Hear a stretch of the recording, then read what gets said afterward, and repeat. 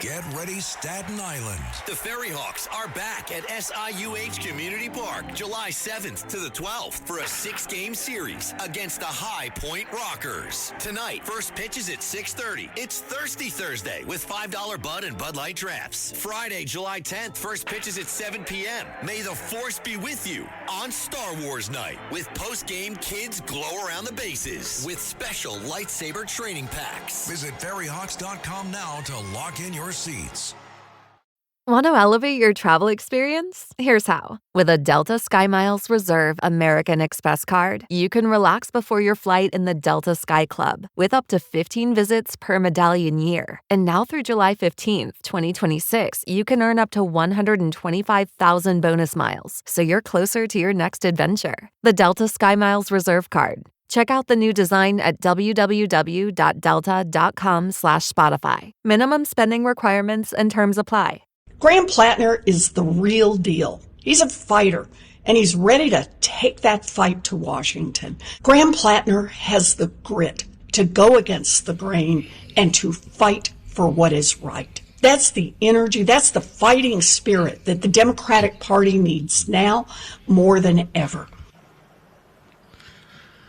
Yeah, well, we are suspending campaign operations. Welcome, my friends, to the Saturday morning extravaganza, your Saturday morning vibe. James Golden, Bo Sterling here with you. 800-848-9222 is how you reach us. If you would like to be part of the program this morning, 800-848-9222.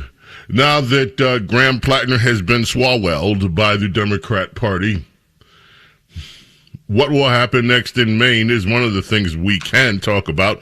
There is so much more in the news to discuss. Donald Trump has warned Iran that if they succeed in assassinating him, there is a standing order to destroy the country. Also, the Strait of Hormuz will be declared open again and again. Soon, the Iranians are saying it was a bunch of rogue military people that on their own decided to attack ships. We didn't do it. It was just these rogue people in our military that did it after the United States has been pounding them. So far, the ceasefire is... well, it's not in effect anymore, but there has not been any activity to speak of in the overnight hours. The Trump administration has, ladies and gentlemen, subpoenaed some journalists from the New York Times for their reporting on Air Force One movements that they said violate national security and violated national security. Times in an uproar about that. And there's so much more. We're expecting to hear from Princess Diana a little bit later on in the program. Your calls are welcome. There are other things in the news. Another ICE shooting is starting to... when this first happened earlier in the week, there was little coverage. Now, of course, it's blowing up. ICE did it again, supposedly, if you listen to the left. They killed an innocent person. We don't know where that stands. Mexico is vowing, Claudia Sheinbaum, the president of Mexico, is strongly criticizing the U.S. government. And she says that she's going to pursue significant legal measures against the United States. The nerve. The absolute nerve. We're supporting in this country through federal tax dollars and the number of Americans that have been harmed by Mexican nationals who are here illegally, and yet she's vowing to make us pay. Because now I'm not weighing in on whether whether there was wrongdoing in this latest case in Houston. I don't know. And I don't think anybody knows, except the people that were involved.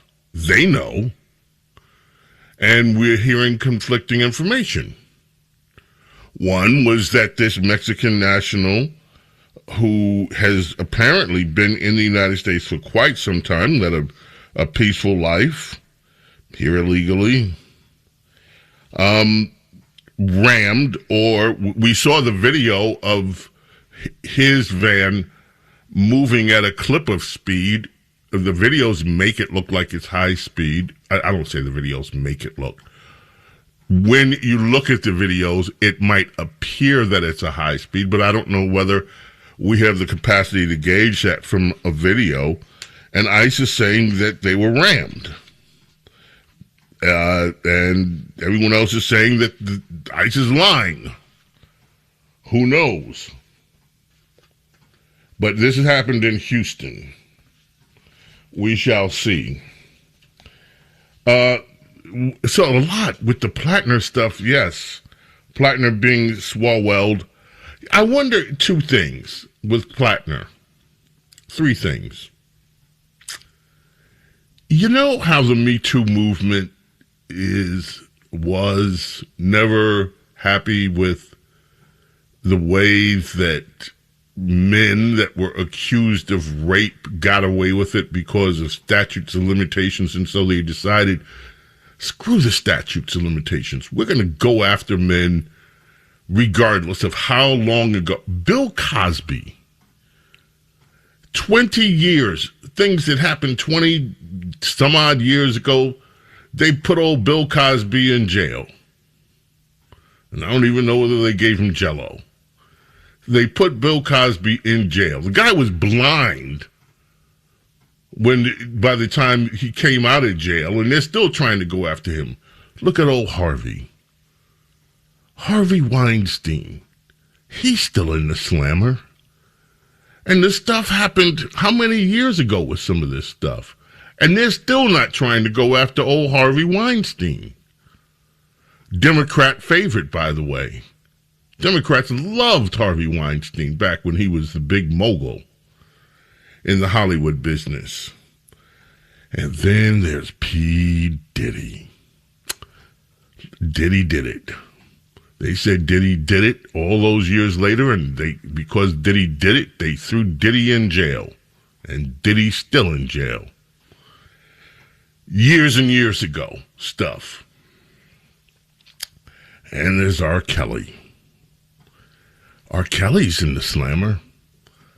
So my question is, with all of these allegations, is particularly now that we have a rape allegation on the table with the Democrat hero, Swalwell Plattner,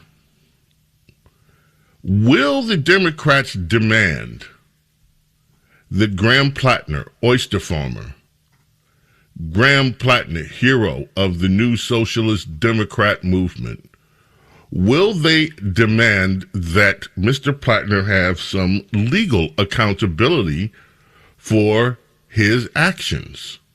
That's just a question. I'm not suggesting that they should. He shouldn't. I'm asking you about Democrats. Will they hold Plattner to the same standard that they held old Bill Cosby to the same standard that they held old Harvey Weinstein to? Will they hold Plattner to the Diddy Did It standard?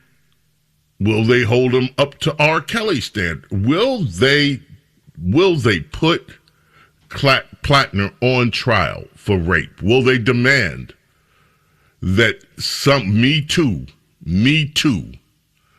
that Me Too be enforced here with old Graham Plattner? The other thing I wonder is, now that he's out of the race, will he have his Nazi tattoo uncovered? You know, he had to cover it up because the Democrats thought it unseemly, even though they knew about it, that he had the Totenkopf, the SS concentration camp guard tattoo on his chest, and he supposedly covered it up. Now that the coast is clear, will he uncover it? Or will he get a new one? Since he doesn't have to worry about it anymore. I wonder 800-848-9222 is how you reach us. Also, my friends, teen takeovers are in the news. Big story today. Wondering what people can do about these teen takeovers. These organized on social media events where sometimes you get not just hundreds, but it looked like in the case over the 4th of July weekend, what a mess in some places. And so, Washington Post today, the Washington Post. Teen takeovers confound cities struggling to define the problem and find solutions. Disorder, violence. One in North Carolina left 9 people injured by gunfire. A dozen guns seized, 29 arrests of young adults in delinquency cases against multiple minors who were out, by the way, minors out at 2 in the morning. What can be done about your teen takeovers? Then there's other news. We've got political news, conflicting court orders over citizenship data. And Trump, so we'll get into all of that. So much. 800-848-9222 is how you reach us. It is the Saturday morning extravaganza. We're going to cover all that and more. My fellow Americans, if you think you know politics, think again. I'm Michael Cohen, and every week on When You Know, we're pulling back the curtain on power, politics, media, and the people making headlines. On my new WABC radio show, you'll hear conversations from names that you know. People like Jerry Falwell Jr., Anthony Scaramucci, Alan Dershowitz, and many, many more. Maybe, just maybe, we'll even hear from the president. No scripts, no spin, just real conversations with people who were in the room where it happened. And trust me, we've got some very big surprises coming. Look, I've spent years at the center of politics, controversy, and power. I know the players, I know the stories, and now I'm bringing you inside. When You Know, Sundays at 5 p.m. on WABC Radio. And When You Know Unleashed, wherever you get your podcasts. Because with me, you never know who's going to show up. Choice Hotels get you more of what you value. Here's a little tune to help you remember. Same drive, different day. Don't you wish you were getting away? Pack your bags and come on through. Texas, Ohio, Alaska, we're up there too. Comfort Inn, it's calling your name. Save on the stay. Oh, and free waffles are yours to claim. Well, I hope you like my little song. Book direct at choicehotels.com. It is the birthday of Little Kim. She did some time. I don't think they had her near Pete Diddy. Oh, he wasn't in back then. Anyway, Little Kim has a birthday today, born in 1975. This one, of course, in 2001, went number 1 across the pond, featuring Christine Aguilera, Maya, Pink, and Little Kim doing a reboot of LaBelle's Lady Marmalade.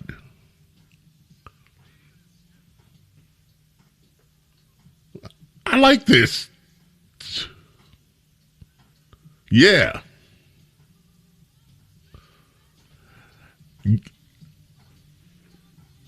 Guess who's on the phones? Tell you what, let's introduce him with that little Fox thing that we have. Cut number 1. Mayor Zohran Mamdani has put out a new map of New York City's immigrant neighborhoods. There was just a few problems with it, however. The map does not highlight Little Italy and other Italian-American areas of the 5 boroughs. The City Council's Italian caucus says the map should be changed and that respect for one community should never require erasing another. Mamdani's map also ignores several of the city's Irish and Jewish neighborhoods. Wow, I saw the map. And German. Like, whoa. That's not good. And German. Little Italy is per. Adam is on the phone. Adam, good morning. How are you? Good morning, sir. Good morning. Right. Yeah. Haven't heard from you in a few weeks, but I do get your emails, and thank you. Appreciate it. So what is on your mind this morning, Adam? Well, sir, I think Mandami's doing a good job. I really do. You know, been riding on those free buses, have you? 100,000 youth jobs coming for the summer. Yeah. That happens every year. They'll go away in a few weeks. You've been riding on those. That's been happening for 20 years, 30, 40 years, actually. Summer jobs for youth. He didn't start that. I know. How those free buses going?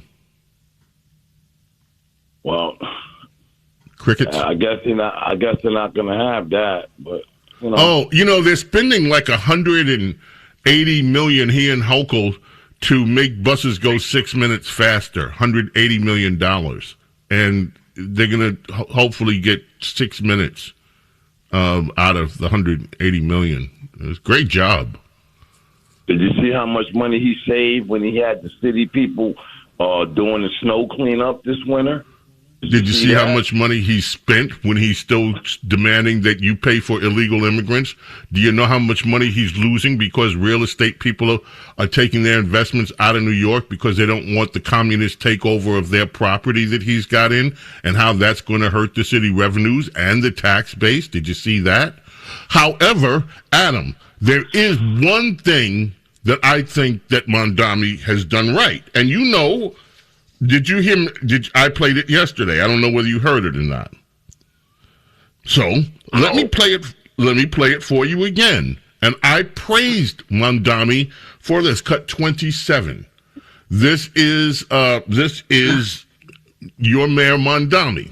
Today, I am proud to announce that we are taking this work a step further with 2 new rules that we are enacting under the authority of our Consumer Protection Law. First, we will be launching the nation's first ever click-to-cancel rule.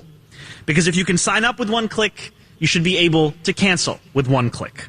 Second, we are enacting a new junk fees rule that will require fully transparent, all-in pricing. Okay, we can stop right there. Adam, I want you to hold on. I actually think that this is really good. I think that he did a bang-up job with this subscription rule. Anyway, we got to stop for a commercial break. Don't go away, Adam. You think Mondami's done a good job? Everybody on hold, please stay on hold. We're going to grab some phone calls. Stay right where you are. The Saturday morning extravaganza, my friends, just getting underway.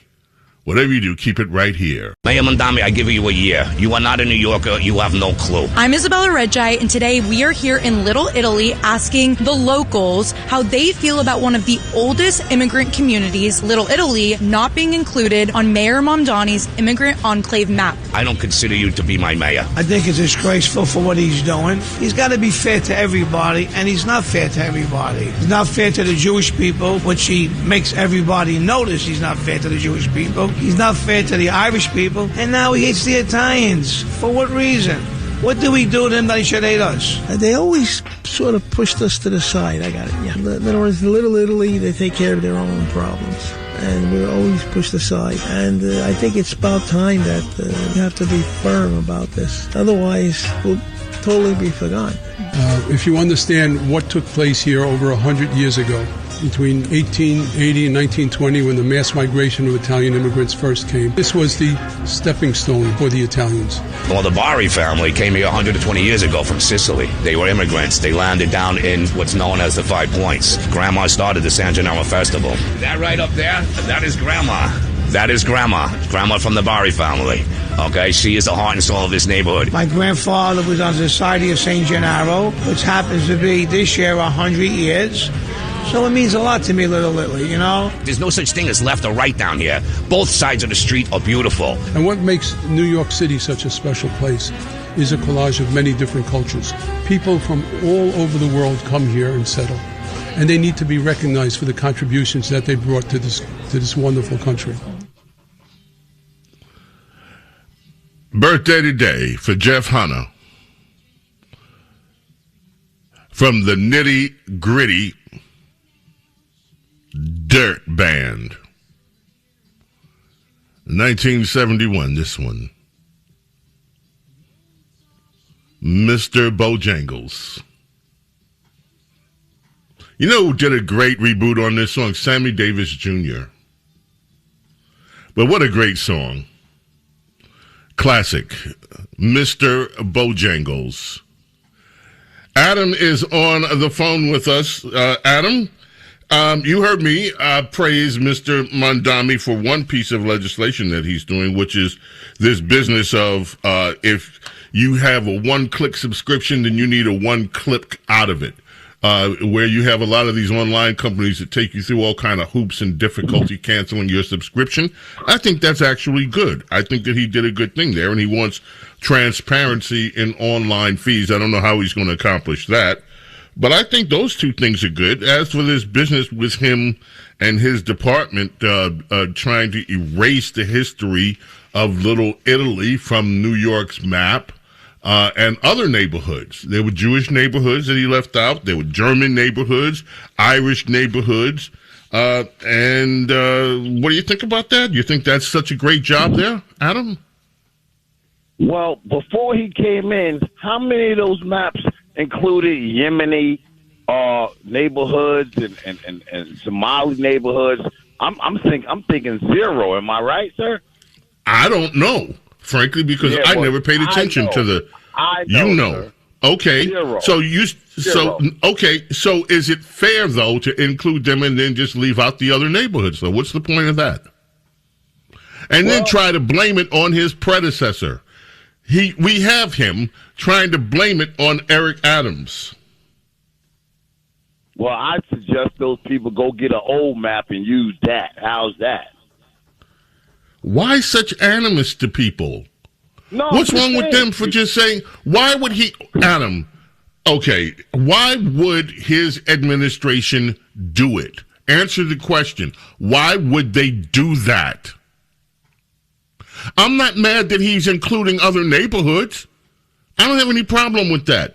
And if neighborhoods had not been included before, they, by all means, if you're going to do a map showing, which I don't know what the point is anyway, these are your ethnic neighborhoods, okay, but if you're going to do it, then why would you leave out historic neighborhoods that all have one thing in common, by the way? Well, I ain't really got no answer for that, but, Ooh. Yeah, I mean, You have an answer for this one? Do you have another answer? Why would his administration try to meet with the Iranian UN ambassador?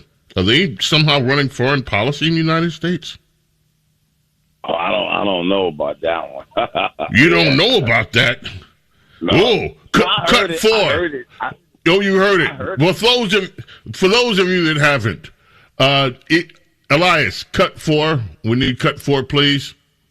The New York City Mayor's office is under fire after Zoran Mamdani's International Affairs Commissioner reportedly made plans to meet with Iran's UN ambassador earlier this week.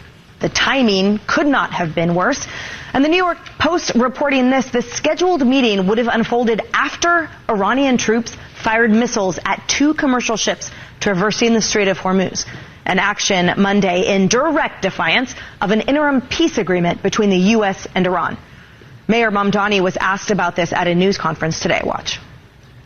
That meeting did not take place. It will not take place. And I did not know about it until there was a press inquiry regarding it. And when it comes to the work of our commissioner and our International Affairs Office, it's to ensure that as we are a city of the world, that we are also there to meet with leaders from across the world.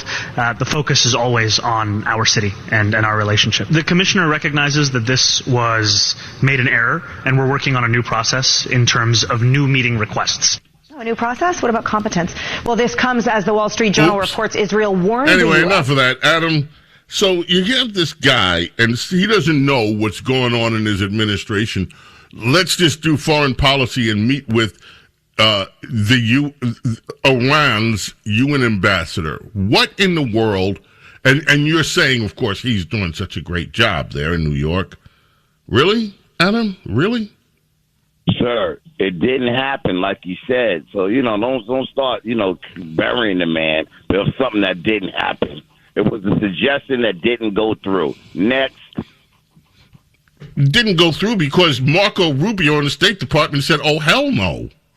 Who do you think you are? But why? My question is, why would they try to meet with Iran when things are in the state now? And for him to say, I didn't know, doesn't the buck stop with Mamdani? Why did Trump say we won the war and we didn't win anything, sir? Could you answer that for me? He said that we are winning the war, and we are. And we are. Look, you know what? I want you to get a boat to the Strait of Hormuz. Do that for me, please. Get that done. I am not going to the Strait of Hormuz. I've never had any interest in the Strait of Hormuz. However, there are plenty of oil tankers that are going through there, and this is being realigned.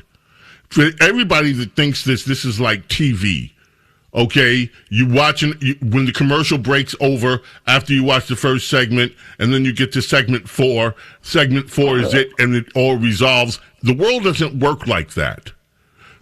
Iran was a powerful military force. It is not taking years. It is taking months, and they have already been decimated. Iran, after the latest bombing, came back and said, ooh, please, let's talk. And, of course, they're still threatening to take Trump's life. And what they're saying is, it wasn't us. It was a mistake. Now, do you honestly think that Iran is the good, quote-unquote, the good player in all of this? And the United States is just picking on poor little Iran, which happened to be the number one sponsor of state terrorism around the world. So you actually think that the United States somehow is to blame for making sure that Iran's nuclear ambitions are finally put to rest after Obama let them get away and kick the can down the road with it and let them still develop nuclear capabilities after they have been attacking America for 47 years, including the killing of servicemen who were in Iraq with their IEDs, including sponsoring terrorism acts around the world that affected America. You think it's a bad idea and that Trump is wrong for actually finally taking decisive action against Iran. I just want to hear you say it's a bad idea. Well, sir, seemed like Trump had the same deal that Obama had, sir. How much money is Trump giving them, sir? Could you answer that real quick? We are not giving them any. We are not giving them any money.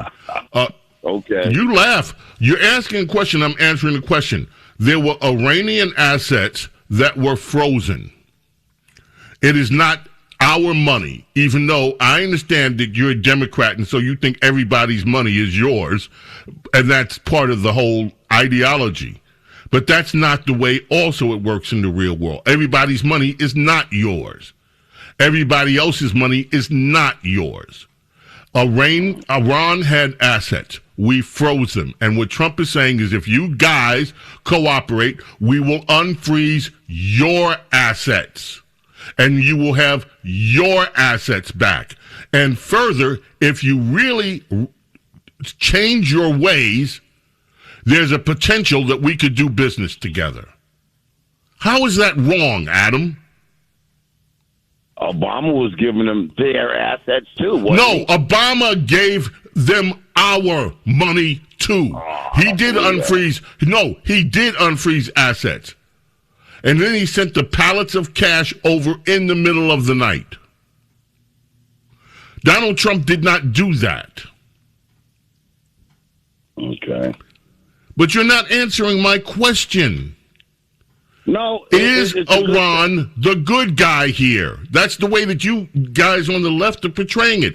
Iran's the good guy, and thank you. And we're the aggressors. No, don't do the crickets. I'm not cricketing. I'm just thinking before I answer. Okay. Mr. Snurley. Yeah, no, you're right, sir. Iran is the bad guy. Okay, you got that. Okay. I'm not debating that. All right. All right. Well, stop blaming Trump for everything. He's trying to take care of business that other presidents don't take care of. I mean, look, I know you guys can't stand the guy. Adam, let me ask you this. Lily Bonnick said we both on the same page, bro. Let me ask you this question. Who is the most, whether you like him or not, whether you think he's done horrible or not, that's not what I'm asking. What I'm asking is this. Name one other American president in your lifetime that has taken more decisive action on so many areas that affect the United States foreign and domestic policy. Name one president that has taken more actions than Donald Trump. Barack Obama. In your dreams. I knew I in your dreams. What is Barack Obama's main legacy? Sir. You keep bringing up Obama. What's his main legacy? You, man. I really do love you, man. Thank you. I love you too, Adam. Forced to save America at Donald, and we didn't have that in 2024 when he won. Now all of a sudden we need it now. And 2 years later, could you explain that to me, sir? I'll explain it to you. I'll gladly, and then we got to take a break. I'll gladly explain it to you. Okay, all right. Did you happen to like Jimmy Carter back in the day? I was kind of young, not really. No. All right, let me explain it this way. Jimmy Carter and others, everybody warned that this whole mail-in voting scheme was ripe for fraud. Democrats did. Democrats used to understand, and they were like, yeah, no, this is not a good idea. When you and I came up, I'm older than you, we had election day. We didn't have election month. We didn't have Democrats scheming the system with ballot harvesting, meaning one person that's unaccountable or a group can go out and collect other people's votes. Unheard of. The Democrats have systematically ruined the integrity of American elections over a period of 20, 30 years. And even old Democrats warned that this stuff was ripe for fraud. 80%, including Democrats across all racial groups, all ethnic groups, believe that voter ID is not a bad idea. It's a great idea, and we need it. Even the nation of Somalia, Adam, has biometric data so that they can verify who's voting. Do you want to tell me why in America, the most so-called advanced nation in the world, we can't ask people, make sure you identify yourself before you vote? How the hell is that unreasonable, Adam? Because they're trying to make them get a passport, and to get a passport, you have to have a birth certificate. You know how many people don't have birth certificates and passports, sir? And do you know how Trump won the popular vote? When Trump won the popular vote, and all the swing states. Adam, do you have identification? I sure do. Are you stupid? Are you smart enough to get identification? Tell Trump to pay for all the people that... Wait a minute. So what you're saying, Adam, is, I'm smart enough to get identification, but everybody else is too stupid to figure out how to get an identification. Adam, when people go in to buy booze, do they have to show ID if they look young? Not no passport and birth certificate, sir. You don't need a passport to vote. That's not true. You have Adam, you have to get a legal ID. Yeah. And the legal ID is not just one thing.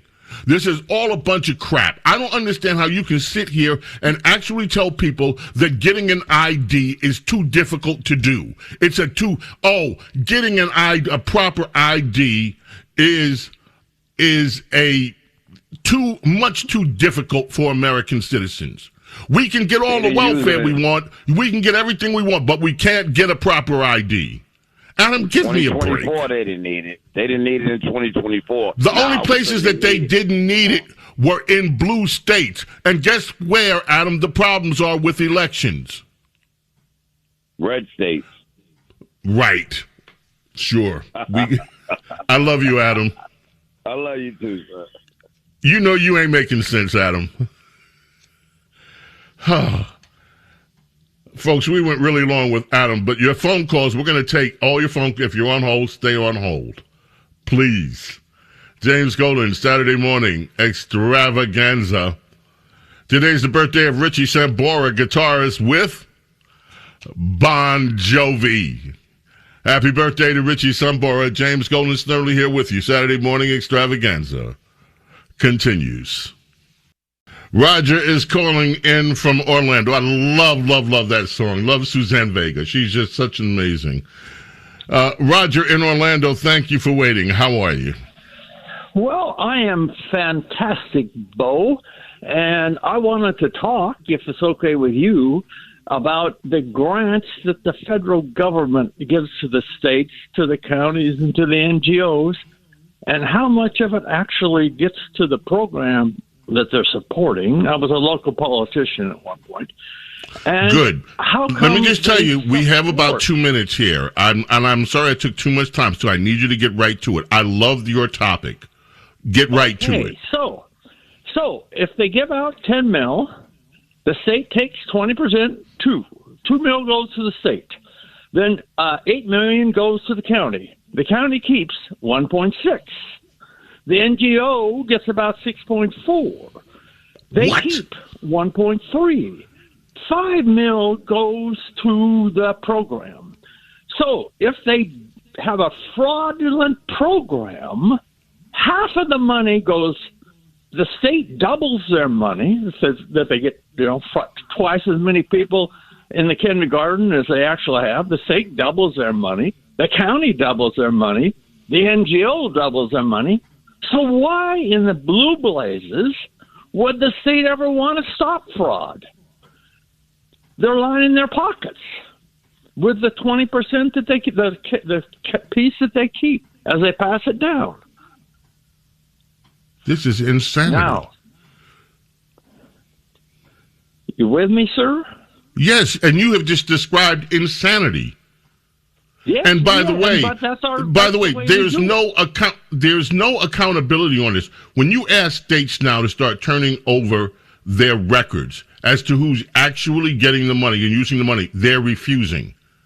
Look, Roger, don't go away. I don't want to shortchange on this because this is important.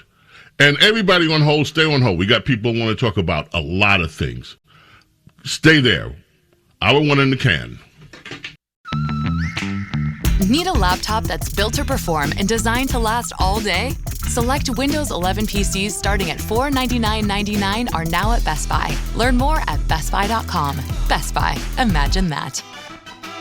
Welcome, my friends. Our number duo underway. Our number uno in the can on this, our Saturday morning extravaganza. If you want to be part of the program here, 800-848-9222 is how you reach us. 800-848-9222. We have on the phone with us, hanging on from last hour, Roger calling from the Sunshine State of Florida in Orlando. Along that busy I-4 corridor. If you're driving, it's a mess. Not now. I'm saying sometimes if you've ever driven that I-4 corridor, you know. In Florida. I've made that mistake before. Those of you that go to Disney and to Universal and all that know the whole deal there. Roger, welcome back. How are you? Oh, I am really good. And I think I know why the blue states don't want us to investigate the fraud that's going on, because they're lining their pockets. And it all stems from the way grants are given for a SNAP or it's a daycare. Now hold on. Are we just talking the block grants, or are we talking about all the federal grant money? Any grant money goes to the state. The state takes a piece. The the state then passes it on to the county, who takes a piece, everybody gets a cut as it goes down. Then the county gives it to an NGO. The NGO takes a cut, and then they actually pass it to the people who were to receive it. Now, But everybody hold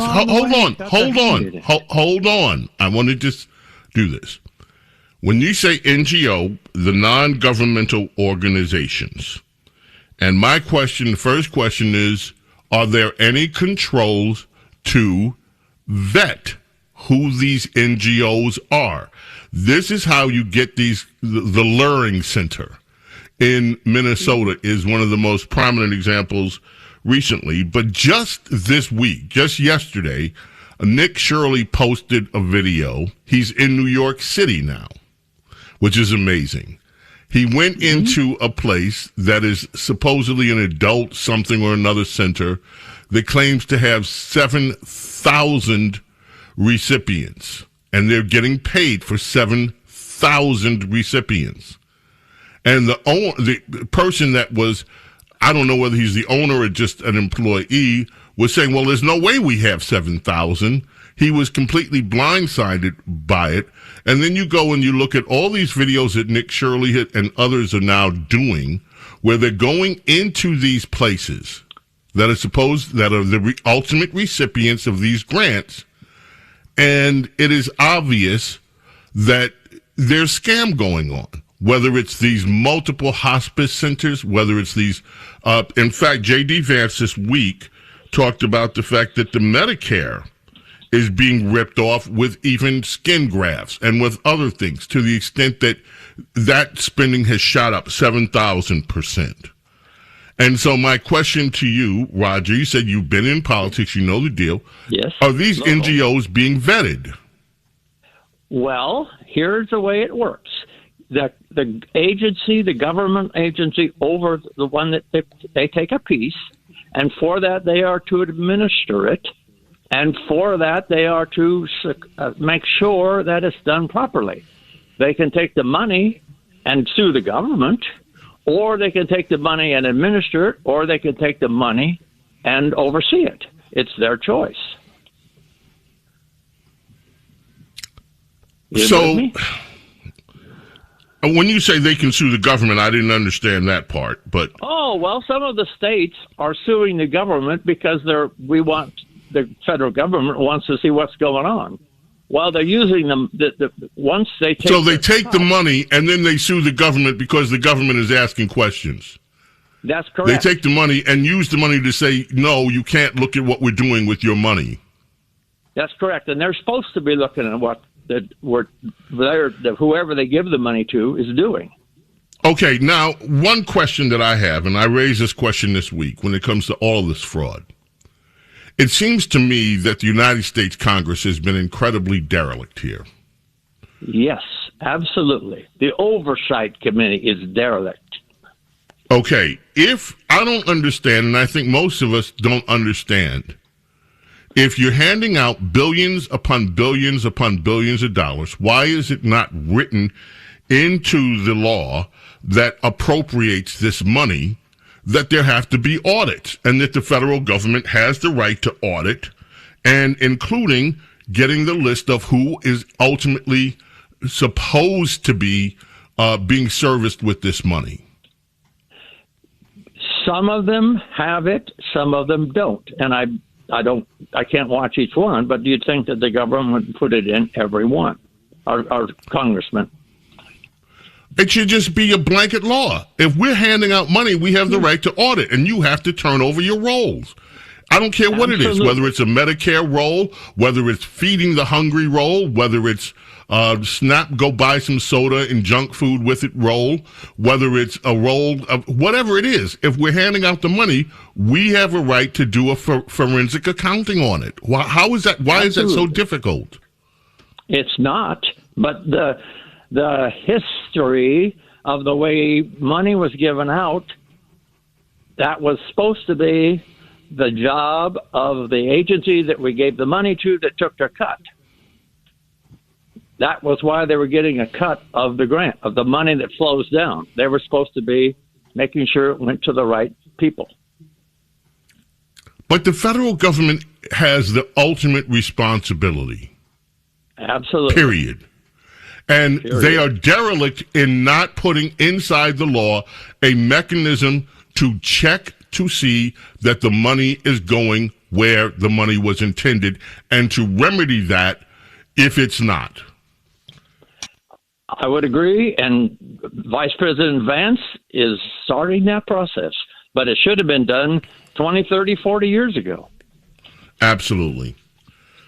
Well, Roger, thank you for clarifying. This is total insanity on parade, the way the American taxpayers have been fleeced for decades. Absolutely.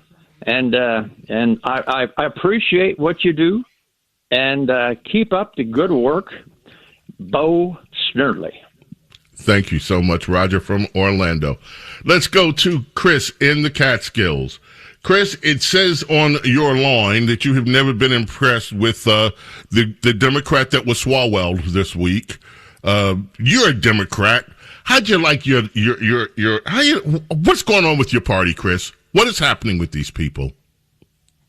Well, I never saw Graham Plattner. He's not a policy wonk. I didn't think he was overly intelligent. He wasn't educated, and I didn't hear any actual problem-solving or mitigation viewpoints out of him. Therefore, I was never impressed with him. But in a small state like Maine, you're probably going to have a lot of people that are unimpressive. I was working as a paid canvasser for a Democratic candidate that was trying to buck the establishment and force a primary for a state Senate district. I was up in Olive, New York. I got a signature from a Democrat, a woman who had moved from Maine to get together. Your with phone her line sounds horrible this morning. Hold on, we're having Chris. Can he even hear us? Chris, we're having a problem with your phone line. Well, I'll tell you what we do. We're going to try to call you back and see whether we can get a better phone line, because we just can't continue with the phone line the way that it is. It sounds really muffled. In the meantime, let's skip over. Chris, we're going to try to reach you back. Let's skip over to, by the way, I wasn't impressed with Graham Plattner either. But Democrats were. He was the hero, despite the tattoos, the Nazi tattoo, despite everything else. And I still didn't get the answer. What's going on with your party? How do you guys even put this guy up, let alone think he's the second coming of something? I guess of the tattoo. Ed, in Indiana, you are up next. How are you? Hey, Bo.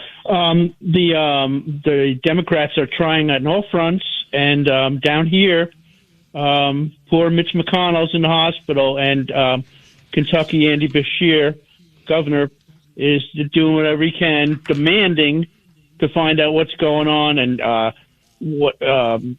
saying that he's not, doing his job. And for the people we need him, they need him. We need him, for Republican, and attack on all fronts, as I said. Well, Andy Beshear's just doing public relations. Meaningless. Andy Beshear's out of his lane. Now, he is the governor of the state. If something happens to Mitch McConnell, he will, and he's probably, and I don't even want to say it because it sounds so ghoulish. I'll have to look to see what the replacement policy is there. What happens in the event that Mitch McConnell were not able to finish his term one way or the other? But it's all premature. It's not the first time that we've had a Congress person, whether it's a senator or a representative, that has been sick. And we all know Mitch McConnell has had problems. I think one of the things that I really objected to this week was one of these, and I won't even mention her name, I know her, who went out, oh, Mitch McConnell's brain dead. Mitch McConnell's brain, number one, it was ghoulish, and it was totally wrong. And I just get so sick of these people that just want their clickbait. They can't wait to run on social media like they've got some big scoop. I have it from high-level sources, and they're totally wrong. The other issue is, where was Elaine Chao when she was in China? And people are drawing all kind of conclusions with that. Oh, she's a spy. She's a spy. It's like, would you people just stop? Stop it. It is so unseemly. Now, Mitch McConnell supposedly is recovering. And I wish him well. And I don't think I hope we all wish him well in terms of his physical health. Whether he'll be able to carry on till the end of his term, he is retiring, we all know that, remains to be seen. But it is so ugly, and Bashir should just stay in his lane. Stay in his lane. Thanks, Bo. Stay in his lane. He's another one that's running for president, and everybody's trying to get an advantage. Look at me, look at me, look at me. By the way, I think that of all the Democrats, my own personal opinion is, of all the Democrats who want to be president, Andy Bashir is the one I think that would cause immense problems. He is a solid politician. Don't agree with him on a lot of things. But he's not the rabid, crazy leftist that they've been putting up, at least the way that his public persona has evolved. He's not that. And there are some things that Andy Bashir says on occasion that I think would have people around the country shaking their heads in agreement. He's capable of connecting on a few issues. I'd have to go back and remember which ones I'm thinking. But I found myself in the past listening to Bashir and saying, that sounds fairly reasonable. Not one of these Democrat Socialist of America types. Ed, let me give you the final word from Indiana here. Well, no, just on on a happy note, I want to get one of those the Ziggy Stardust androgynous dolls, David Bowie. From David Bowie. Yes, apparently they're in high demand, but also very difficult to reach. Ed, thank you so much for the call. We appreciate it. Saturday morning extravaganza continues. On July 12th, 1954, Elvis Presley signed a recording contract with Sun Records. He gave notice at his day job, the Crown Electric Company. He was 19 years old at the time. Today, in 2013, Pearl Jam released their 10th studio album, Lightning Bolt. It went to number one on the U.S. album chart. Elias, talk to me about Pearl Jam for a moment. When I had a musician friend of mine that sat me down and played like an hour straight of just Pearl Jam. I had not been this was way back when, but I wasn't familiar with Pearl Jam. And when I listened to these guys, I was like, OMG. No wonder people are flipping over them. It feels just like every album feels like one giant jam session. And they're great. And they do it live like that, too. Live. You never know. You're not going to hear a canned performance from them. No. You're going to get something that's totally musician, spontaneous, just, wow, combustible. They're amazing. Just the musicianship is incredible. Yeah. Pearl Jam on the Saturday morning extravaganza. Looking forward to catching up with Princess Diana. So that'll happen next hour. Meanwhile, I want to get to some of the other calls that we have on the 800-848-9222, and also just cover, if you're on hold, stay on hold. Let me just go through one or two of these stories that I have here. Yesterday, I played a soundbite, Karen Bass being harangued. She was at a town meeting, There's a huge warehouse that was that caught on fire out in L.A., the Boyle Heights area, and now the smell of rotting meat from this huge warehouse has got the residents crazy. And she came and she apologized for remarks that she made at the beginning of it, and the cleanup could go 40 days, and these residents are just suffering. Steve Hilton commented on it, who's running for governor out there, how incompetent they are. And this warehouse, folks, is gigantic and went up in flames. Today there's a story in the Los Angeles Times, and I guarantee you this is not going to make national news out in a big way. You won't see the national MSM, mainstream media, reporting on it much.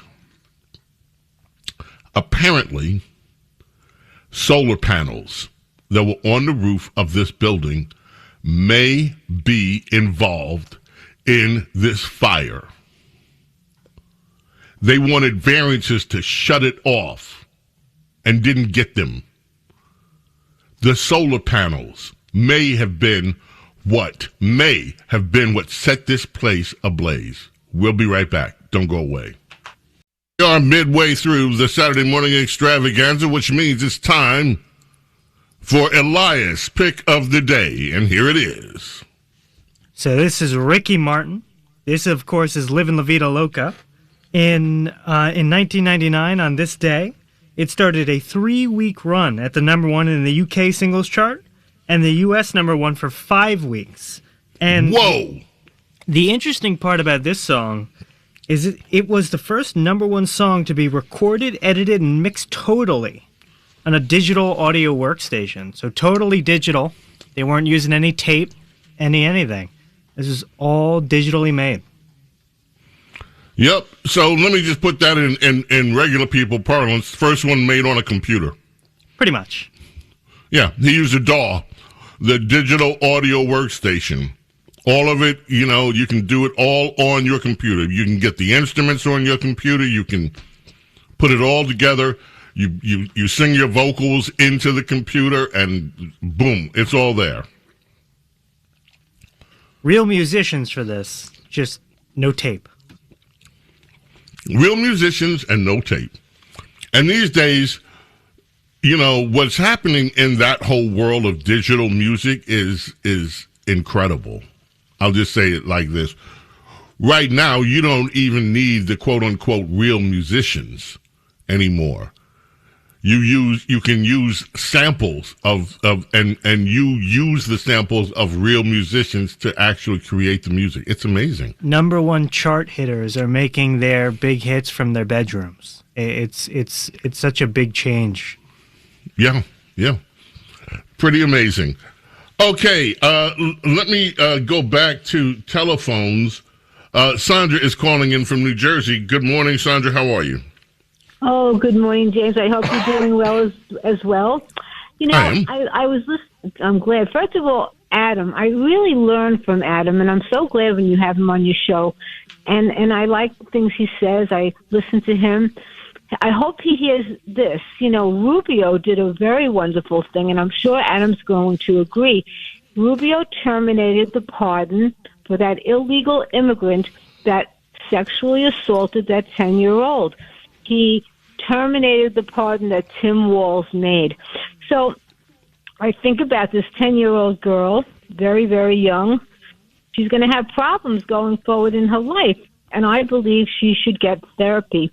And I think maybe Tim Walz should do a 180 U-turn and pay for her therapy. What do you think of that idea? It's never going to happen, so I don't deal with those kind of hyper. I think it's a wonderful idea, like a lot of ideas. It's not going to happen. That's one of the things that Princess Diana and I are going to talk about, this case that took place with Tim Walz. I think it's egregious. It's horrible. And I want to get Princess Di's take on it, too, as well as yours. I think everybody that hears it should be appalled by it. Right. Appalled. Right. Okay, but actually expecting anything of Tim Walz, give me a break. The scary part is that this man Tim Walz could have easily been the vice president of the United States. And that's scary, given what we know now about Tim Walz, Sandra. It's scary. I agree with you. Yep. Well, Sandra, thank you so much. Never know. Appreciate it.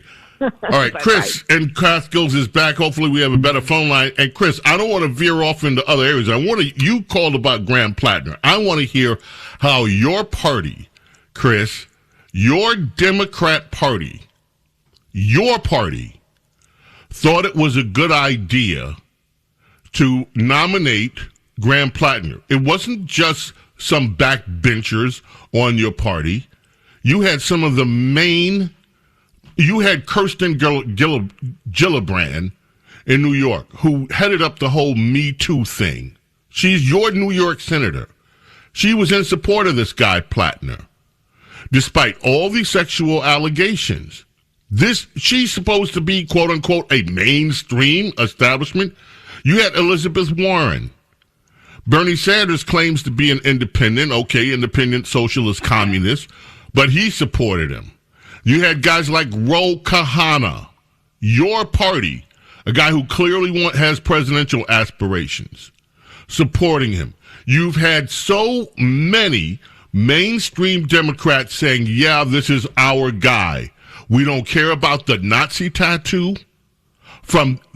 We don't care about a Nazi tattoo that this guy was sporting. We don't care about the sexual stuff, the abusiveness toward women.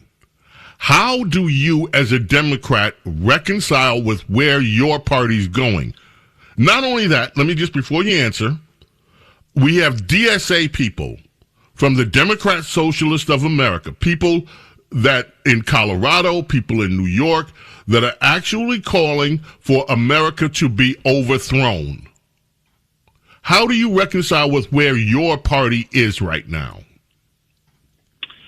I think in a state like Maine, the bar is much lower, the small state, for somebody to rise to the top and run for an important office like that. And I saw Jim Jacobs, the New York State Democratic Party chair, on television last week, and he was asked about the DSA Socialist Democrats essentially trying to take control of the party in New York State. And he clearly stated that he himself was a capitalist. He wasn't a socialist. And he felt that, the party was a big tent party and that there's room for everybody involved. I think he was wishful thinking in that the DSA Democrats in New York State don't want to take over leadership of the state. I had a conversation with a progressive friend of mine who's a local town committee member in his town. And he said, everybody I talk to says that Jacobs is awful. And my response was, well, who are you talking to? Other committee members in our county? And, 60% of those people are insane, and they're militant progressives and socialists themselves, at least, if not more, 80%. So what do you expect them to say? So I think there's too many factions in the Democratic Party. I want to hear logical policy wonks running the Democratic Party. I think, but they're not. Chris should find their lane. Chris, I wish Republicans were all together, but they're not. Take over the party. That's what I think. That's the only way the Democratic Party will be a big tent party. Chris, that is not reality. The reality is, you look at Colorado. You guys have elected a woman who said in your party, who said that the United States is to blame for 9/11.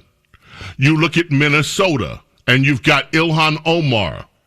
And Ilhan Omar has pretty much dismissed 9/11, not to mention her involvement in this whole Somali fraud thing and her income that goes up by millions and millions and then comes back down.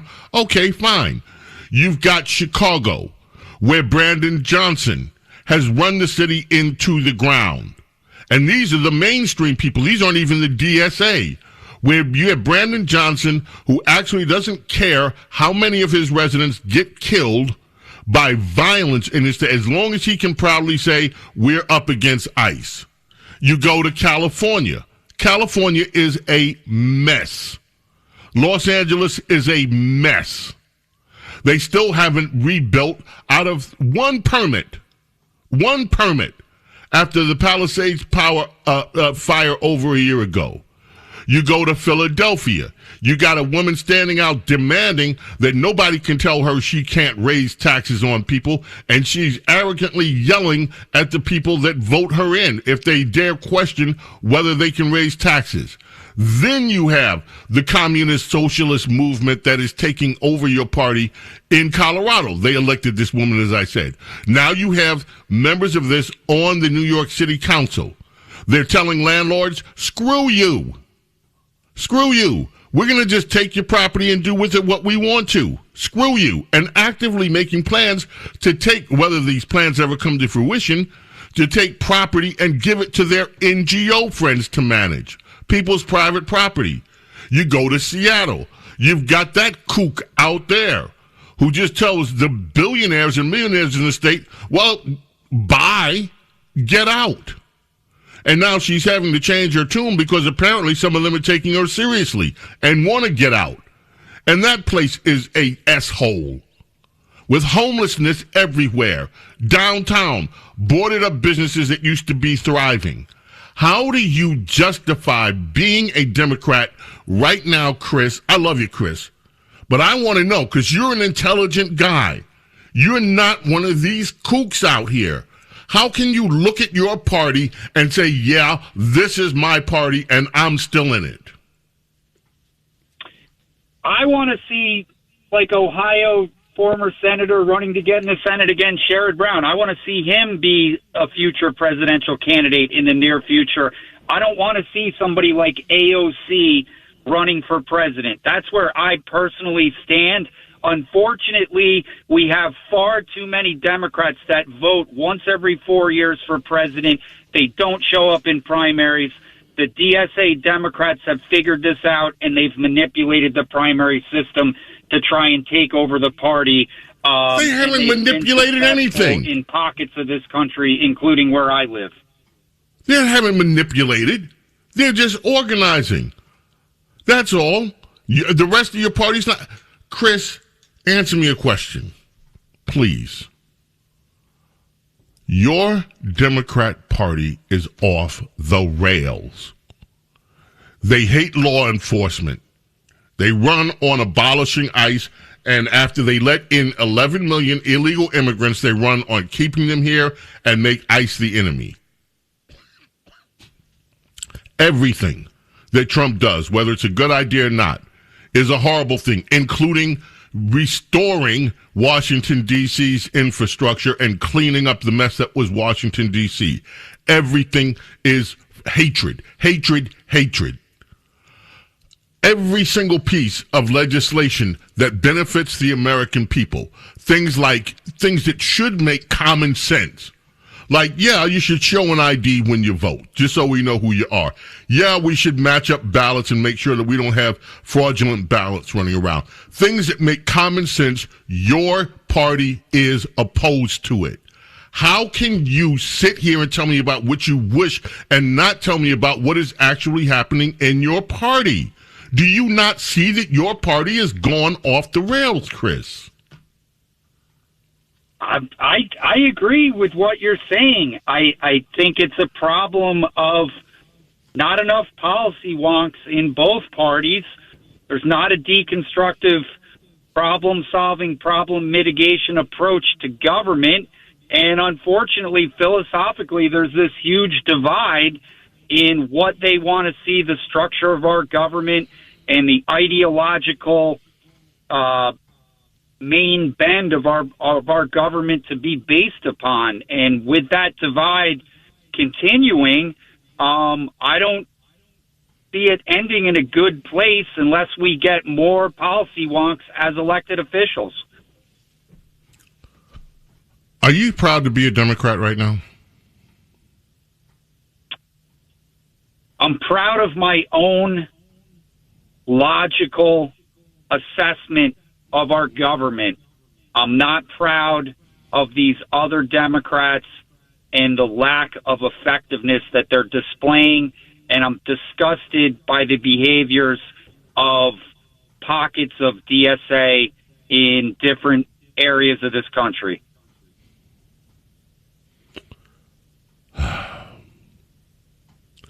Chris, you're an honest guy.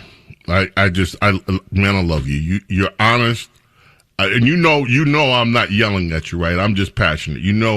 I just can't believe what's happening to your party. I can't believe it, and if I can't believe it, Chris, I don't know how you can believe what's happening to your party. I don't know why you stay in it. Yeah, listen. There's so much room for improvement in our political system. And that last caller from Florida that you had, what about a federal comptroller position? And it should be the highest paid position in the government. It would be a huge undertaking to scrutinize and review all the financial spending that's done in this country. Yeah, we had Doge and how to controllers, state controllers. We don't have a federal comptroller. That's what I was thinking as you were having that conversation with the caller from Florida. Well, that would certainly be welcome, but I'm going to tell you what, we had Doge, and you saw the way your party reacted to that. Look at the way that they're trying to react to Nick Shirley. He's uncovering the fraud, and in California, your party, the Democrat Party, Chris, is trying to ban and make it a crime. A crime. They want to throw, instead of trying to throw the fraudsters in jail, your party is trying to throw Nick Shirley in jail because he's exposing the fraud. They want to criminalize exposing the fraud. Come on, Chris. I mean, we had Doge exposing the fraud, and what did your party do? Together with the corrupt mainstream media, try to make them the bad guys. They want the fraud, whether it's in elections or whether it's in the taxpayers. Chris, I don't know how you are an honest guy. I don't know how you look at your party right now and say, yeah, I'm still a part of this. You got to be a part of it to be involved. If I don't have a voice in a local primary, I have no voice. Well, I hear you. I hear you. But there is another party. I'll just leave it there. Chris, thank you. You're an amazing guy. Thank you. Appreciate your call. James Golden, Snerdley, here. Saturday morning extravaganza. Oh, yeah, you know who it is. The Queen, Aretha. On this day in 2023, a Michigan jury ruled that a document found in 2014 in Aretha Franklin's couch after her death was a valid will. It ended nearly a 5-year legal battle within the family. Roughly $6 million in real estate, gold records, furs, and music copyrights. James Golden Snerdley here. Princess Di coming up in our number trio, which I can't believe is right around the corner. And keep it right here. Saturday morning extravaganza continues. For the love of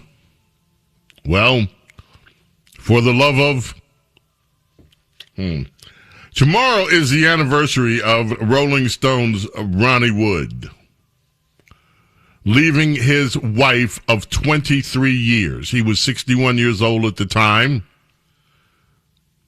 Packed it in with the wife he'd been with for 23 years and moved in with an 18-year-old Russian cocktail waitress.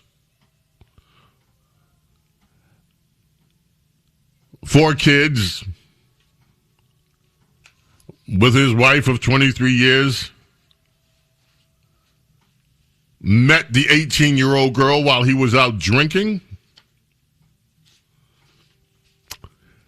Said, I have to get what I want.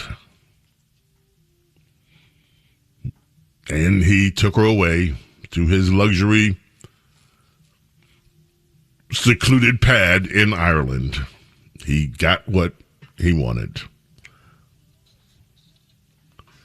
Ladies and gentlemen, I rarely delve into sports, but Scottie Pippen commented on LeBron James moving from, well, anyway, let's just listen to Scottie Pippen talk about LeBron James, cut 12. This is Scottie Pippen of the famous Chicago Bulls team. My problem is more so with LeBron. If you are the greatest player, if people are saying you are the greatest player, or if people are saying Michael Jordan is the greatest player, why do you need to say it? Right. Michael Jordan has never, ever said he's the greatest player to ever play the game. Why? He's respected all the other players before him. So for LeBron to say that, he's sort of pulling himself out of it, because you can't say you're the greatest player. You have to allow your peers in the world to say that. First of all, I just want to say this. Scottie Pippen has a radio voice. That guy could do a radio show in a heartbeat. First of all, I've never really heard Scottie Pippen talk like that. He has a great radio voice. But LeBron claiming he's the greatest player that has ever been. LeBron James. We have Charles Barkley, too, but that goes a little bit longer, so can't play it right now, because our number duo is getting ready to head for the can, and our number trio is coming up. But LeBron James, and he may be moving, and that's what Charles Barkley's talking about. Where is he going to move to? And Barkley says that he's chasing, that LeBron James may be ring chasing, trying to catch up with Michael Jordan's rings, the number of championships that he has.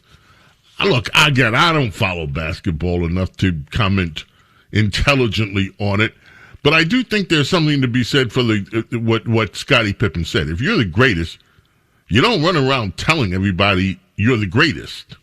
You're just the greatest. So, I don't know. Could be confidence. Maybe not. Also, one of the things I didn't get a chance to talk about, there's a state rep in Illinois. Her name is Carol Ammons.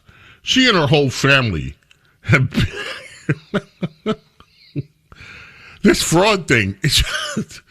The husband, the wife, the daughter. It's amazing, folks. Okay, our number duo headed for the can here on the Saturday morning extravaganza. Our number trio coming up. Princess Di will be with us in our number trio. So keep it right here. Do not go away. We'll be right back. Welcome, my friends. Our number trio underway here at the Saturday morning extravaganza. Your Saturday morning vibe. It is time, ladies and gentlemen. It's time for Radio Royalty with James Golden and America's Princess of Policy, Princess Di. Check in with the wonderfulness. Check in with the lady, the sweet mama who brings you analysis that you will get nowhere else. Her Royal Highness, our very own Princess Diana in the houseness. Good morning, Your Highness. Oh, good morning, Sir James. It's always wonderful to speak to you on another wonderful Saturday. Indeed, indeed, indeed. So many things going on.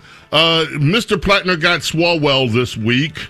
It just, yeah. Oh, this is so interesting, and I have to say, we're all experiencing a little schadenfreude on that one, which is very entertaining to see the meltdown.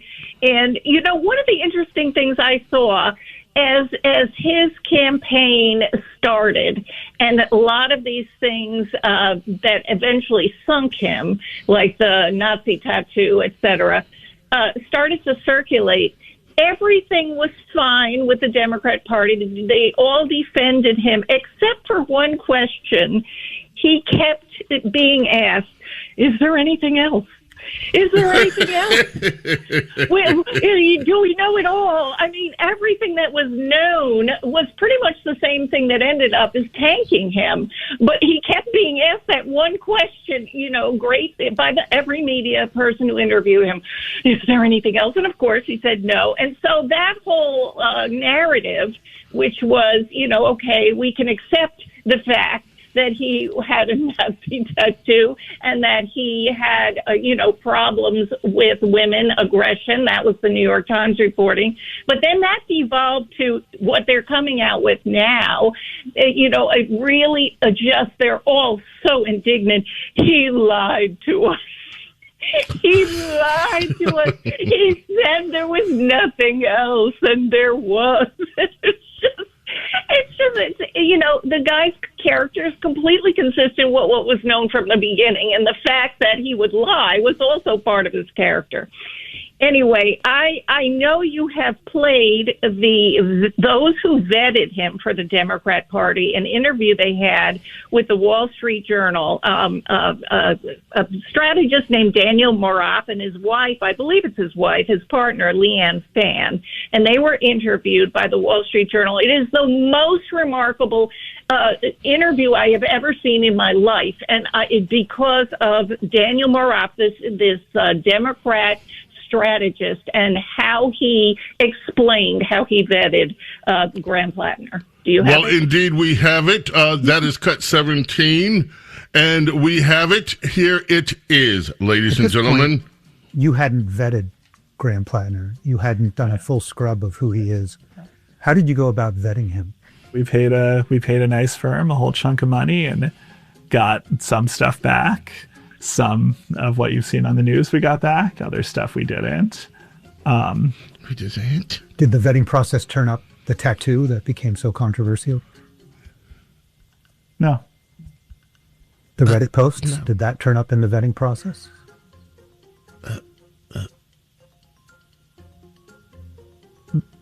The firm sent us a thing, and it had some of the posts, but it didn't have all of them.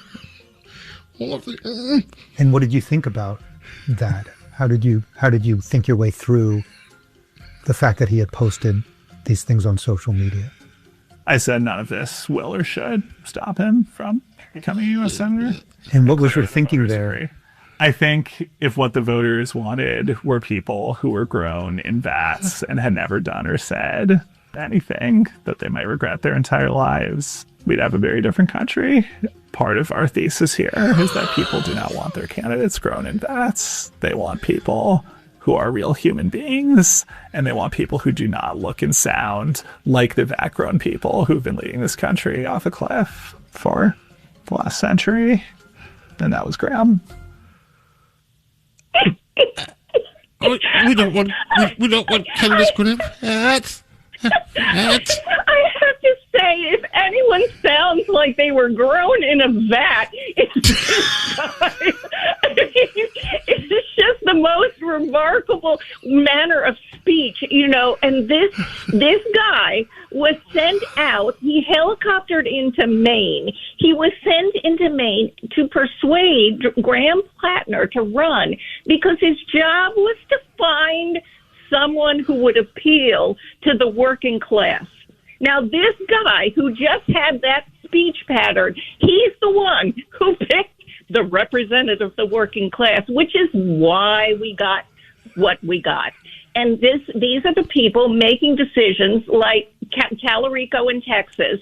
These are these oddball, Democrat leftists of leftists who say, okay, in Texas, we need something somebody who's going to appeal to the Christians. And they pick this, bizarre, guy who's obsessed with trans children and all kinds of, talking about God is non-binary, et cetera.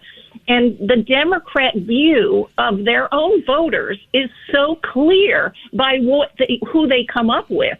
And this is the result of that guy who is, we don't want anybody who has been grown in vats and he and his wife sitting there nodding. If you see the video, she doesn't say much. She just sits there and nods. Oh yes. Oh, you're so brilliant.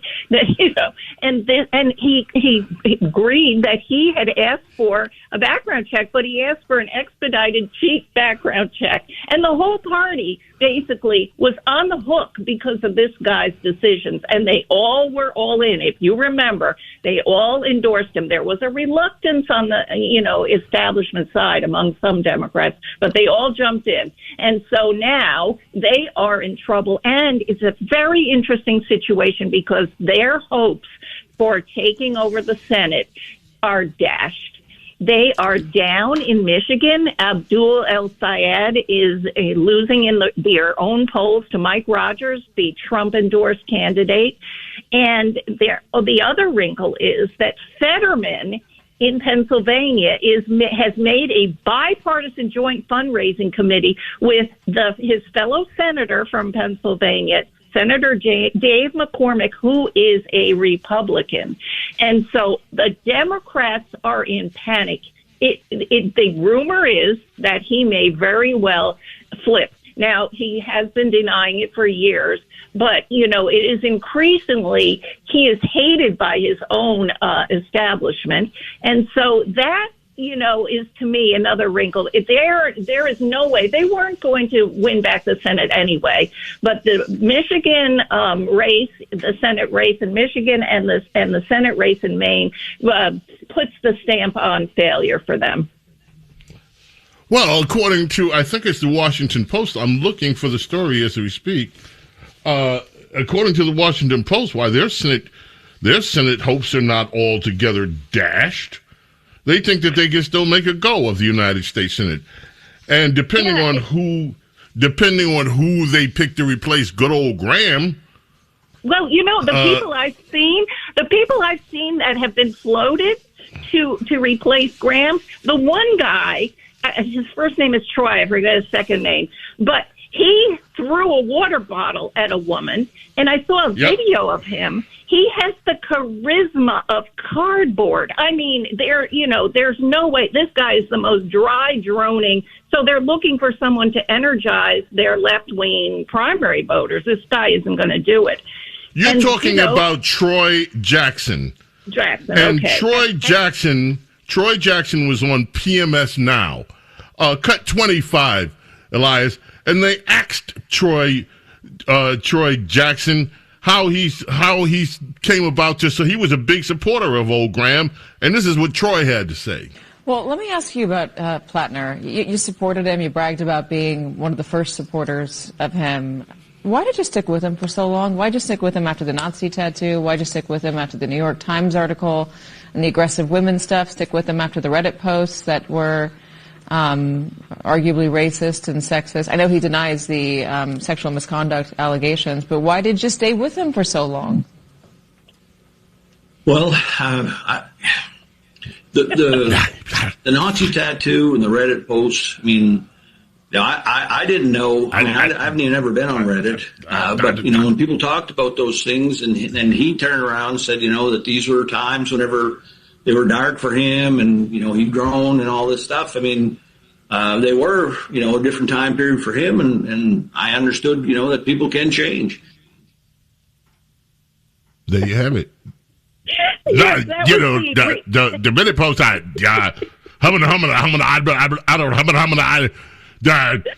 people can change. He said it was a dark time. He said, dark. Darkies. I meant dark. He said a dark time. Well, he forgot the talking point, which they were all saying that there was a redemption arc. Do you remember them saying that? Yes. Graham Plattner had experienced a redemption arc. That's how he was bad before, and then he had an arc, and then he was okay. And so this guy was trying to remember, okay, what was it? They said, well, he had some bad times, and he was better. So he is not quick on his feet. And I think I've read that there is some mortgage shenanigans in his past. Oh, no. So, he's not probably going to be it. And it doesn't matter. They don't have enough time to pick someone with name recognition. I heard they were looking at Susan Rice, who has a summer home in Maine. But she, we know who she is, but I don't think the average Maine voter does. So I think they're sunk. I think that the people who are really concerned, and I've seen a lot of left-wing people on panels on CNN and whatnot, say that Maine has been lost to the Democrats. There's no chance they're going to pick up Maine, which is a wonderful development. Mm-hmm. Okay. Well, Princess Di, stay there. When we get back, more to go. Tim Walz in the news again. This unfortunate incident in Maine, and then there are some other things that I want to ask. I want to ask you about these teen takeovers. What do you think we should do what do you think should happen with these teen takeovers? I know it's a little bit off kilter, but there's a big story today about that. People don't know what to do. The teenagers are taking over. Birthday tomorrow for Christy McVie, keyboards and vocalist, with, of course, Fleetwood Mac. This was their number one single from the Rumors album, 31 weeks on the U.S. charts. McVie, it's a heavenly birthday. Christine McVie passed away at age 79 back in 2022. James Golden, Snurdly.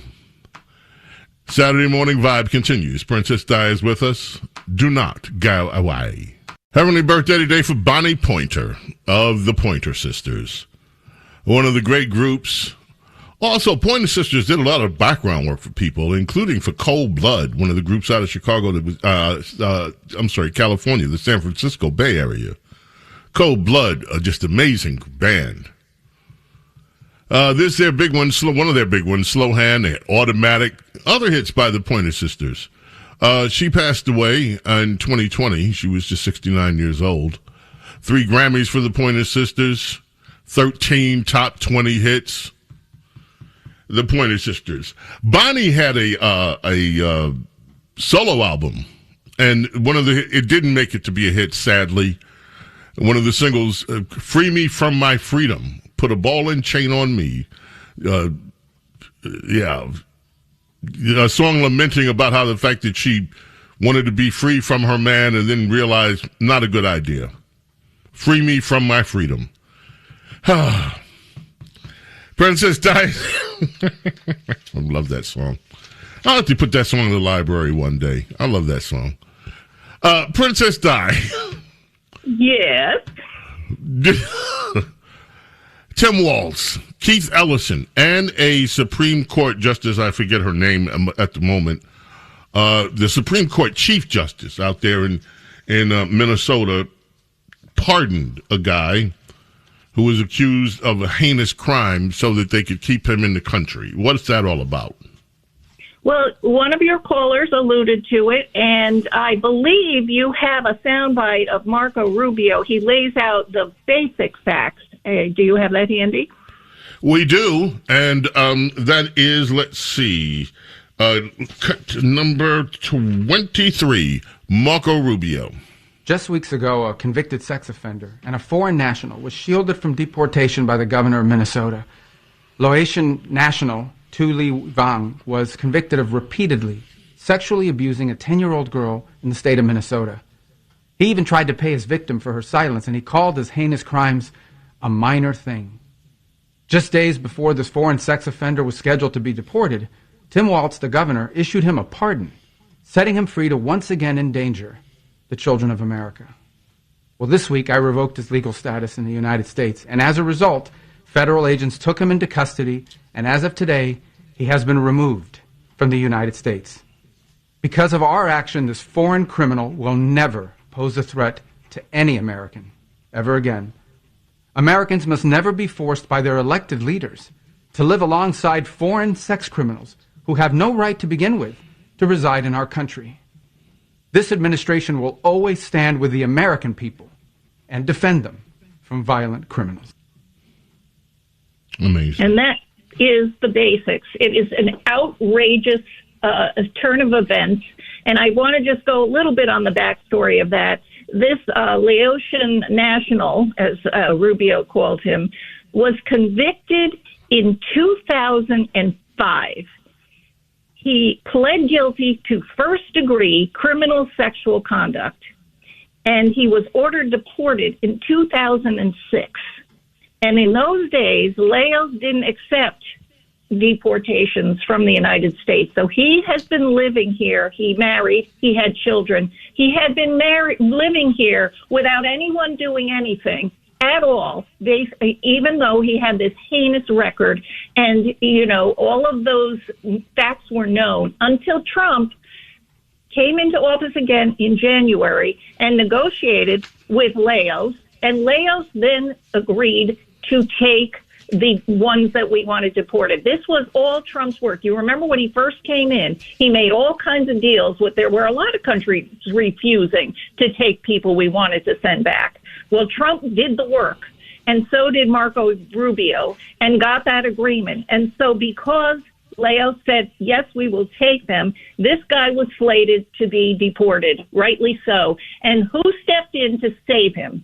It was the Democrat Party. It was the governor of Minnesota and the parole, as you said, the pardon board. The three of them decided that they did not want Donald Trump to remove this heinous child rapist from the United States. Now, Rubio basically revoked his legal status and got him out of there immediately. And so thank you for that. But this is the position of the Democrat Party. They are reducing all over America. They are reducing charges so that deportations cannot happen. And when this guy said he wasn't, he pretty much said, where I come from, I'm going to just put it in normal parlance. He said, where I come from, raping a 10-year-old girl is not a big deal. He said it was a cultural thing. It's a cultural thing. It's not a big deal. Princess Di's here. We're going to take some calls when we get back. So whatever you do, keep it right there, folks. Saturday morning extravaganza continues. Modern sounds in country and western music. Well, that was what was modern back in 1962 when Ray Charles jumped to number one on the album charts and the singles charts. Don Gibson wrote this one. Didn't just do well in the United States. This marks the day that it went number one overseas in the UK. Ray Charles in 1962. Singing country and western. The great Ray Charles. Princess Diana is here. Very quickly, a few things, Princess, I want to ask you about. Sarah your daughter played sports, played basketball. What do you think about this whole Caitlin Clark thing? I had a story today.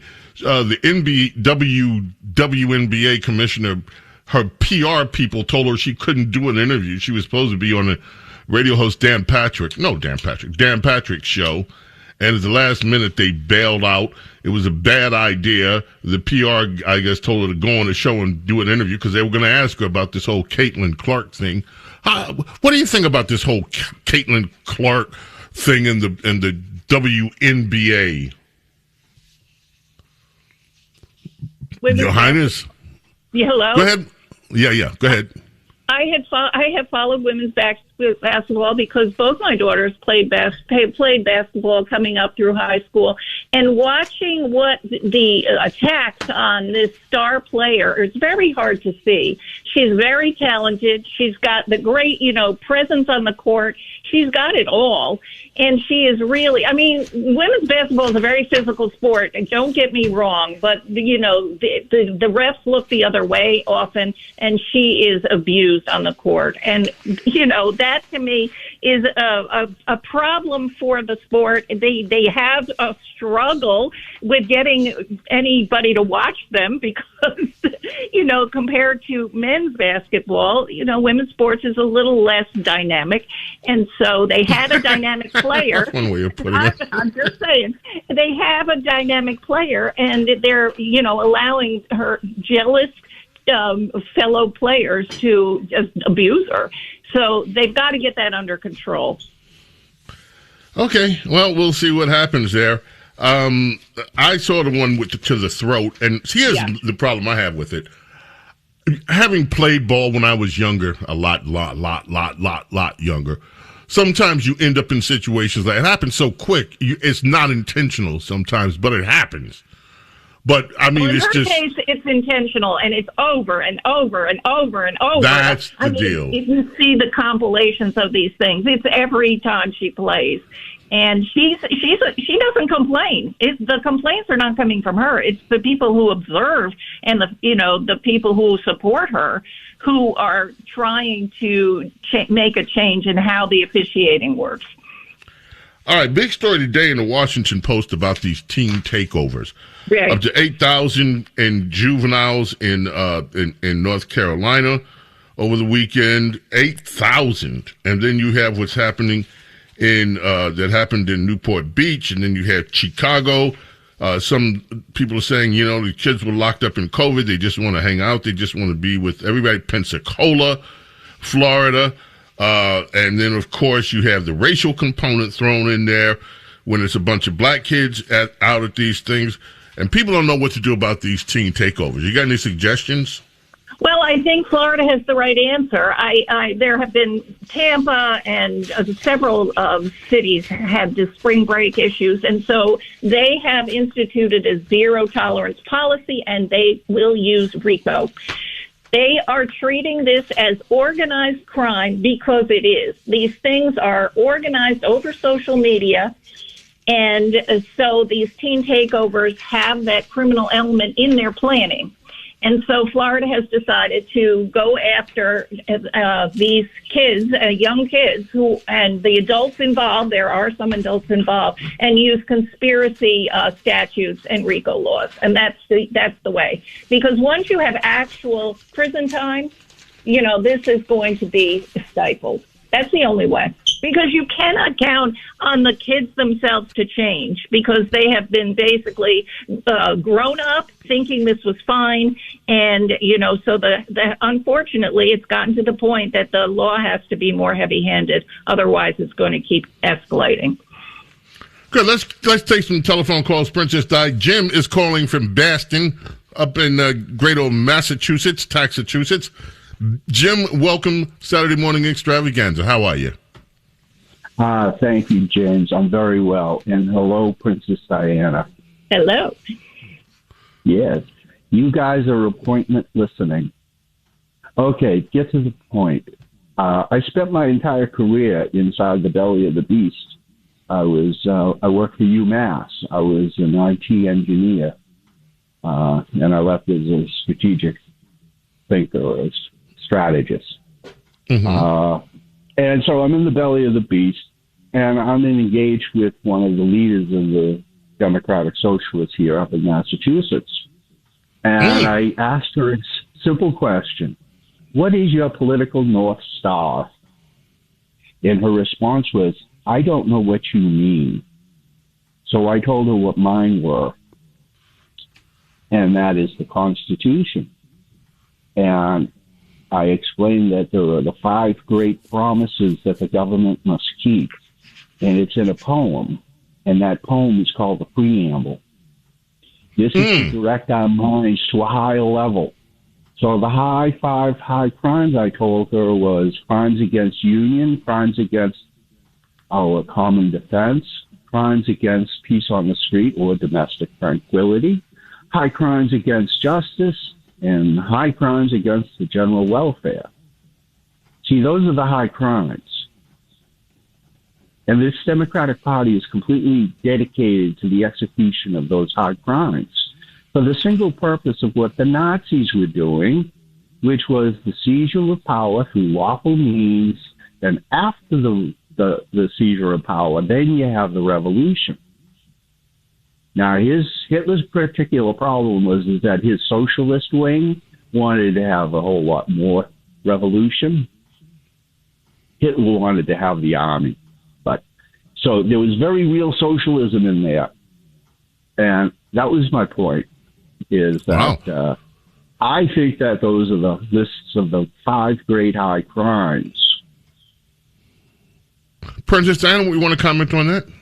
Well, I just wanted to reiterate what Fetterman said when he was asked, who's the leader of the Democrat Party? And Senator Fetterman's answer was TDS, Trump Derangement Syndrome, is the leader of the Democrat Party. So that is the North Star of the Democrat Party right now. Yeah. Now, if you read Lawrence Rees's work, you'll find that this is this concretization of their hatred.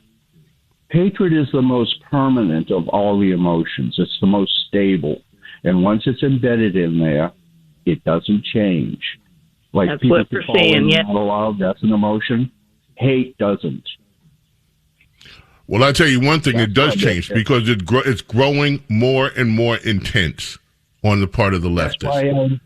That's why I parallel them to the Nazis. Oof. Okie dokie. I appreciate the call, Jim. Thanks so much. Let's go up to Niagara, up in New York. I nearly Niagara Falls, I suppose.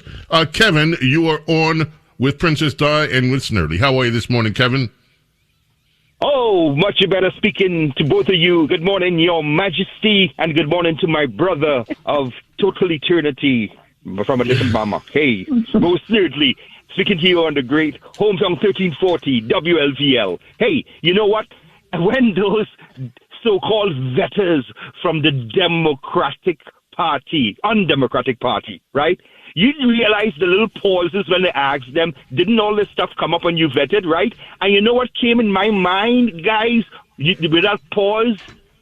From the theme of The Boxer, with Paul Simon, that great song, Lie, lie, lie. Lie, lie, lie, lie, lie, lie, lie. Oh my gosh, that just keeps playing over and over as a melody in my head.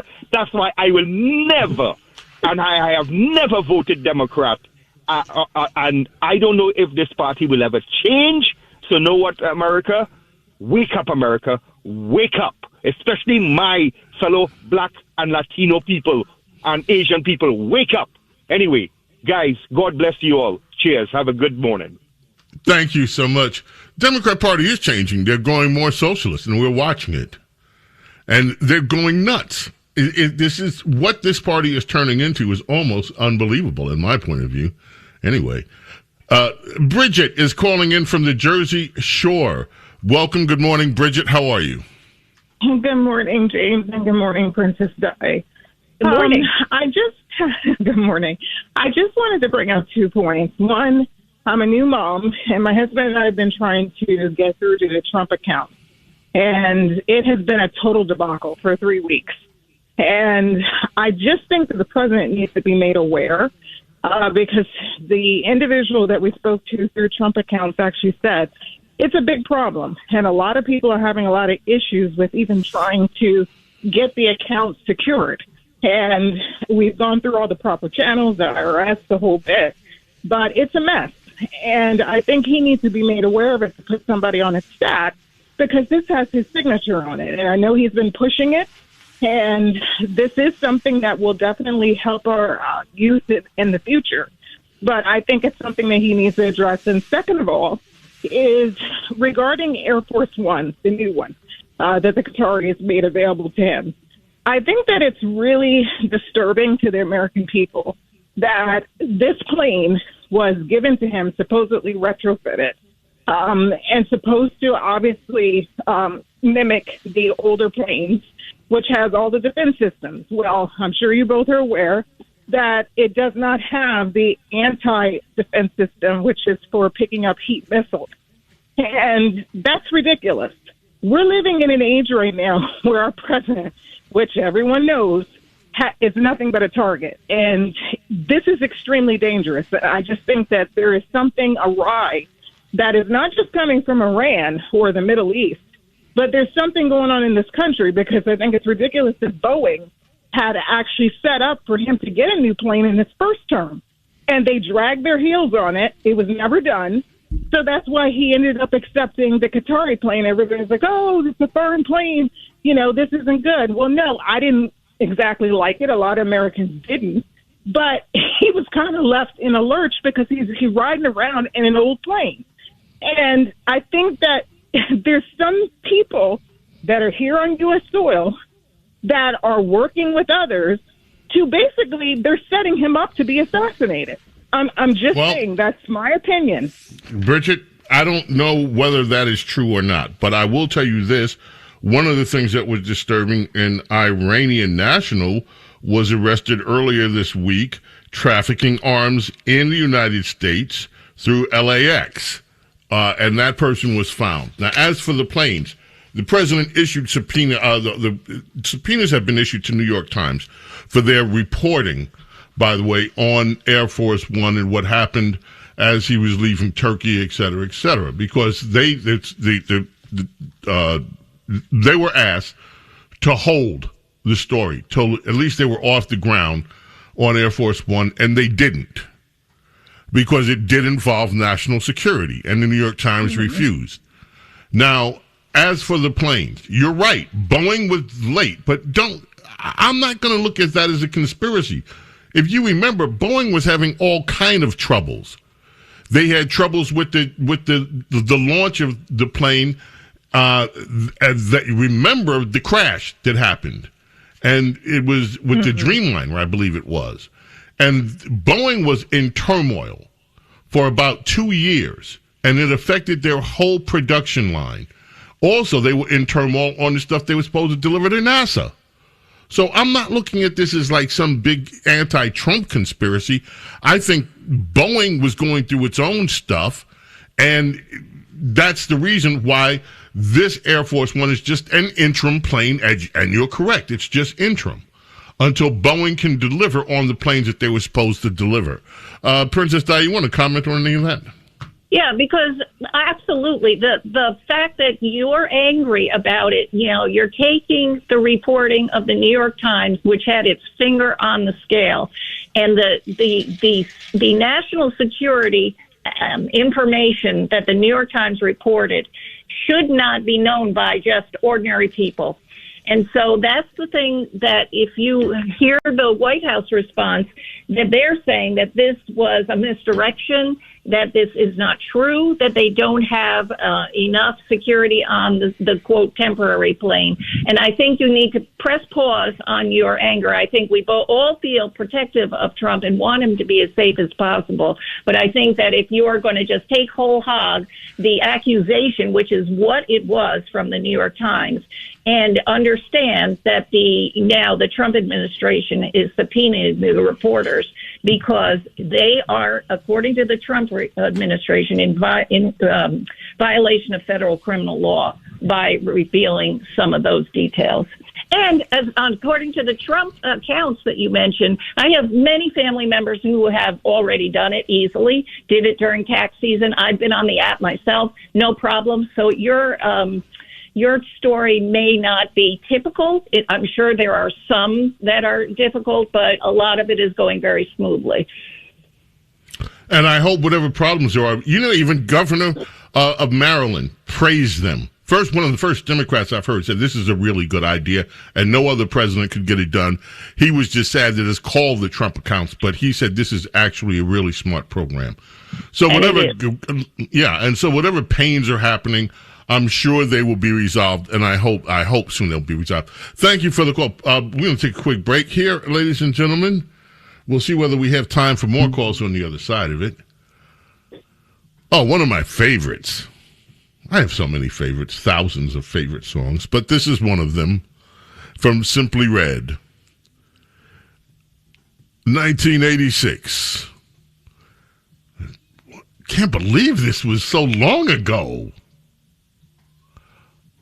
Dag, 86? Holding back the years, Simply Red. This song took a lot of years to come in. Mick Hucknall wrote it, the singer, when he was 17, living at his dad's house, a teenager. Many, many years later, the chorus of the song came, and it was complete. Great song for Simply Red, with number one. James Golden Snurley, Princess Di is here. We'll be right back. Don't go away. Yes, indeed, ladies and gentlemen. Princess, it's what are you looking forward to, I think, in the coming weeks ahead as we gear into the midterms. I keep hearing that, Trump's underwater. It's going to be a bad midterm for the Republicans. Do you feel optimistic or pessimistic?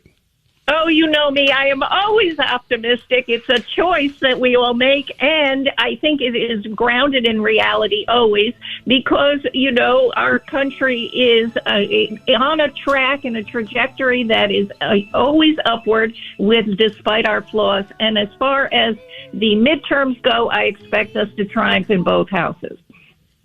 Nice. Well, thank you, Princess Diana. Always a pleasure to have you here with me on Saturdays. Just love it. And hopefully, maybe we'll connect during the week. There's so much stuff I still want to ask you about. Oh, I would love that. Let's do it. Okay. Princess Diana, ladies and gentlemen. We decided to leave a little bit early today because I wanted to play the whole thing and a little treat right afterwards.